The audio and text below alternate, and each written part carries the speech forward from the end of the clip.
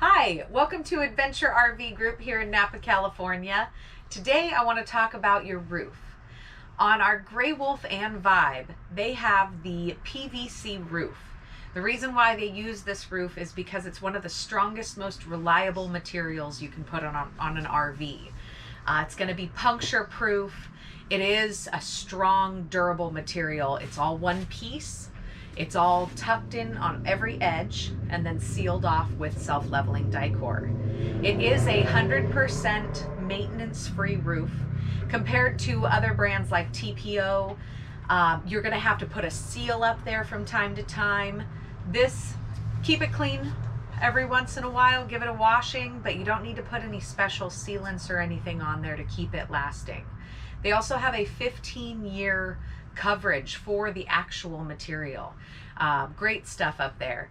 And it is not susceptible to animal droppings and animal fat. So if you are parked in a certain spot underneath some trees and you have an animal that might decompose up there, it's not going to damage your roof material. Also, a little bit more common, bird poop. We've all had that happen.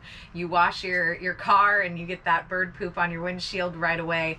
That's definitely happening up on your roof. So bird poop will not damage the PVC material.